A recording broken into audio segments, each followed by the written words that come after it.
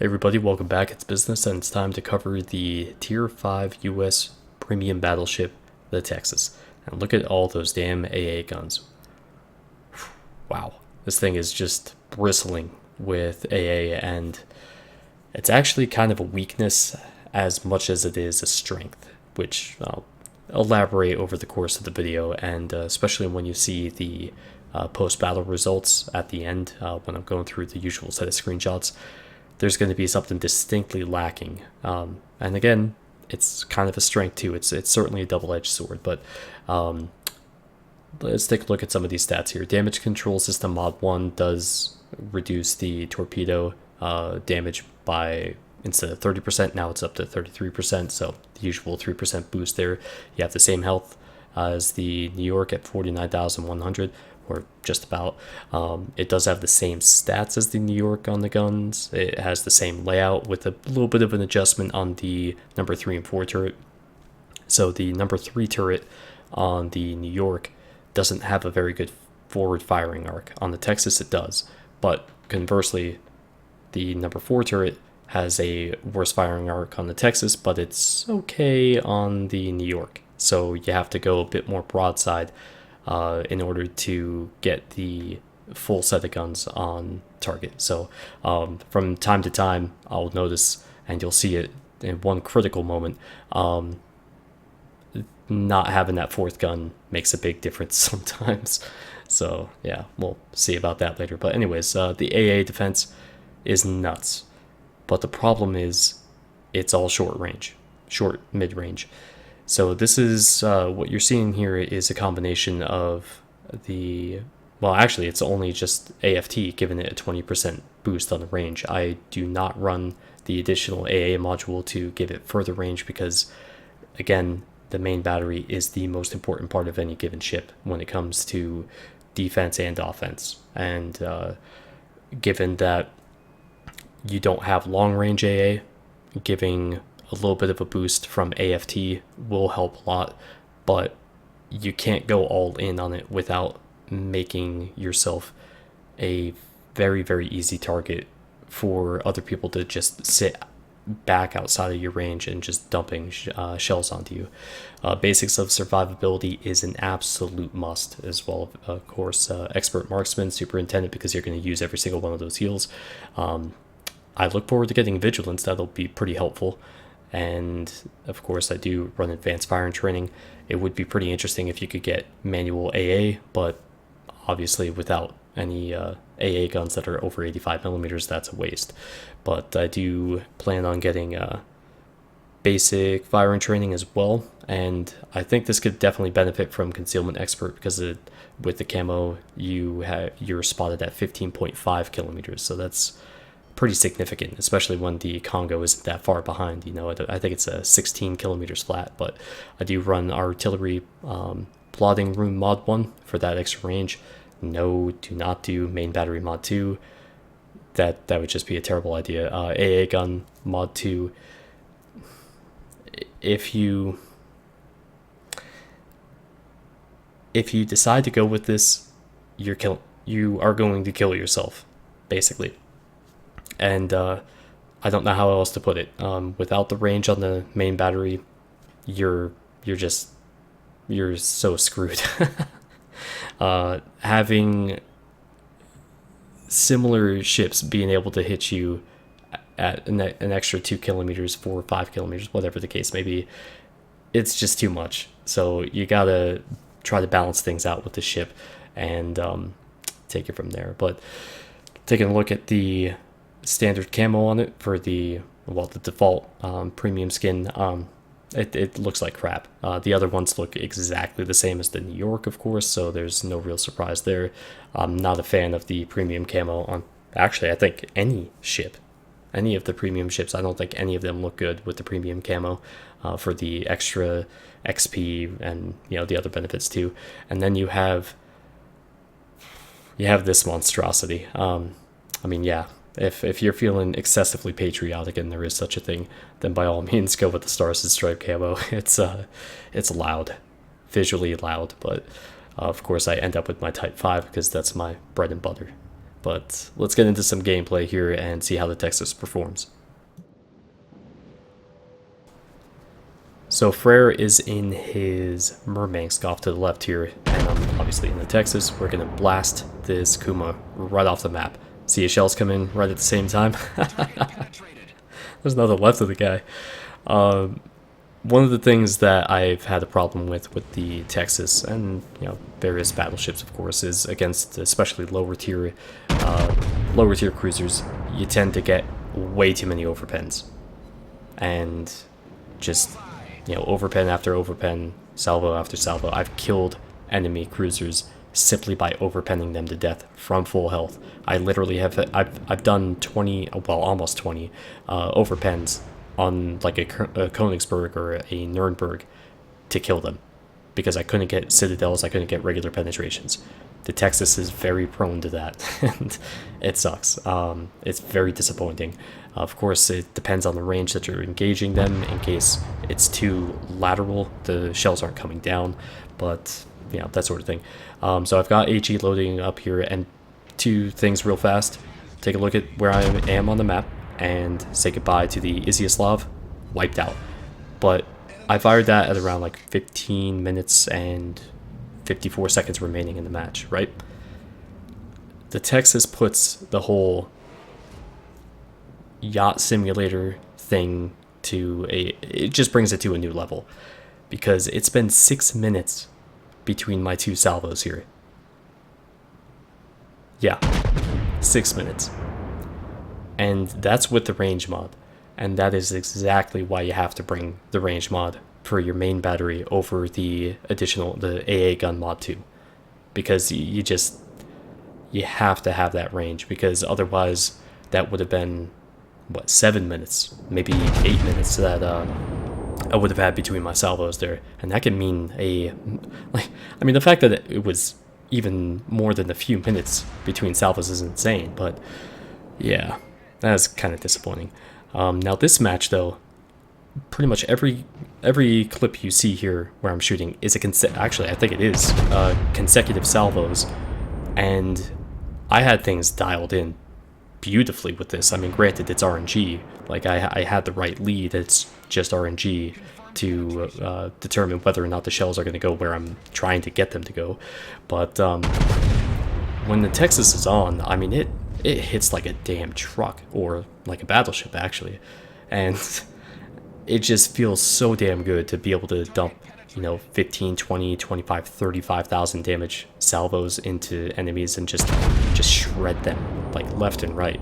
The main problem with this ship though, when it comes to taking damage, is that overall it's quite soft.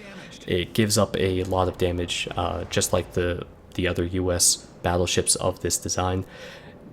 Ships will penetrate it with ease, with AP from pretty much any angle. Like you gotta, sometimes when it's at a really harsh angle, you still can punch through the front of a Texas and obviously New York, but when they're at a say an auto bounce angle and you can't really get that the shells in at the side, if you aim for the superstructure and like at the deck, you're going to do some damage, and sometimes a fair bit of damage. It's kind of like the Warspite, how prior to patch 5.9 was soft all over the place. I mean, that's the type of thing that you can expect when you're shooting at a Texas.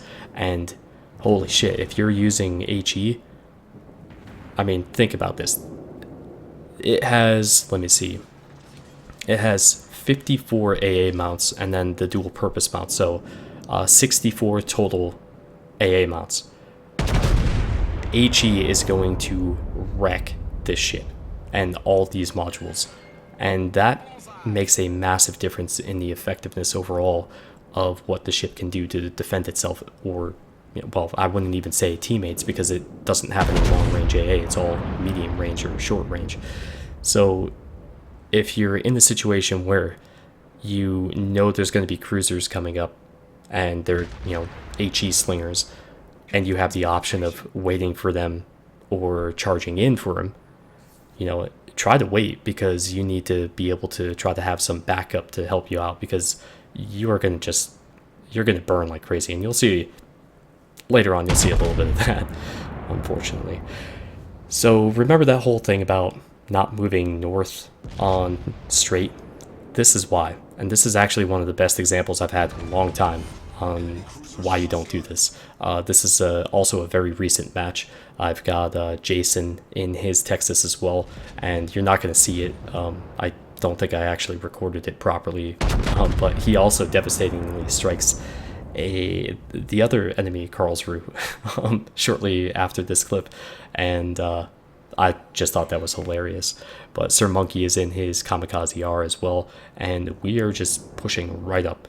And the team initially had half the map, like we did. Now they only have 1/4 of the map, and this is all, you know. Of course, it could swing either way, no problem. I mean, any match can. It can. I mean, it only takes one kill to make anything feel different right off the bat, you know, and make things change a bit. But when you're looking at the targets here, almost all of them are showing their broadside at some point. I mean, it's pretty much your choice of who you want to shoot at. Granted, in this situation, it doesn't really matter because I'm overpenning the hell out of everything. And God, this one especially. The second I fired it, I knew I sent it too high. Yeah, see, hitting the smokestacks there, that's just dumb. But again, when you get things dialed in with the ship, it feels really good, and it makes something like this, a situation like this, like a shooting gallery. The Texas is a very capable ship when it comes to the damage output that it can, you know, deal onto the enemies, especially if they're broadside battleships, especially at the same tier. It's just a nasty ship, because this is the fun part about these mid-low tier battleships, that they have just this overwhelming wall of firepower. Just this, well, it's actually what Wargaming was trying to say about why the why the Montana was good, because of more mass. So, you know, they do have a lot of mass that they could just dump out on any given target. But again, you know, trying to swing your ship around so you can get all of your turrets on target is a huge risk, because again, it's a soft ship. So if you're bringing that out and flattening the angle for the enemy, you're exposing yourself to a great deal of punishment that could come your way.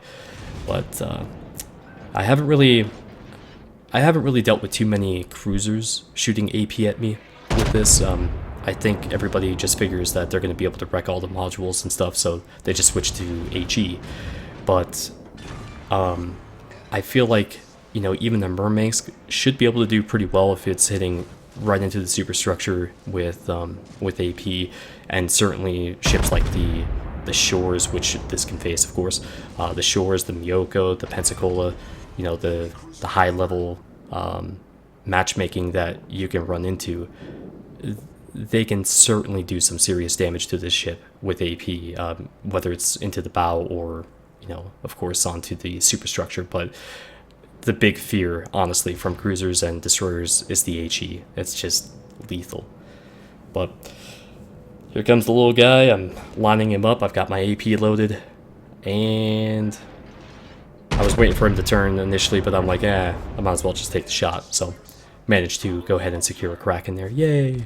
But again, just a really good example of why you gotta fight where you start on straight. It just, against people who know what they're doing, it's not gonna work. But now this match, this was one for the ages. Very, very, very hard fought match, and right off the bat, things are not going that well for us. We've already lost 2 ships. I mean, I've done some damage. I'm trying to do some more while I can. I'm really out of position here. As you can see, I'm way too far to the south. If you ever watch me play and like on stream and see me on New Dawn, this is like the last place you'll ever see me. It's such a bad spot to be in, and you're giving up so much territory for the enemy. And the problem is I don't really have much of a choice. You know, we weren't able to push them back without getting too far away from other aspects of the map, and I mean, really everybody's just out of position. I do have a Nagato off to my right. What is that, like I-8, and he stays all the way over there in the corner, and he doesn't contribute a damn thing, except, and this is the interesting part, sometimes somebody who doesn't contribute in terms of damage can contribute in terms of drawing somebody else's attention away. And I'm not sure if the clips show this at all, but he actually gets attacked by the enemy ranger quite a bit, and that helps a huge amount when we're trying to go back here and defend our cap. I mean, we're still down, 150, 160 points. I'm trying to take pot shots where I can and call out targets. The guy that's on my team named Heaven93 in the Königsberg is a badass, and this is kind of like the same thing that you saw with the Ishizuchi match, where I had 182,000 damage and lost. This guy and I, we worked really well together, and sometimes just hitting F3 is enough. That's all the communication you need to be able to focus fire. So long as people are trying to work together, sometimes that's all it takes, and you can make yourself a more effective team, and you'll see this by the end. So, and here he is in front of me too, but again, just trying to get back to our base, because I feel like that's where it's gonna go ahead and go down. We've got a enemy Hatsuharu, a Bliss that's still up. There's Fuso coming in, and I think he's been shooting HE pretty much the entire match too. So I am quite worried about the destroyers, of course, because I'm such an easy target for them. I totally screwed that shot up though. I didn't think he would slow down like that, because I didn't see the torps initially. I didn't really calculate that into my projected firing solution there, if you will. God, that sounds so technical. I sound like a jackass saying that.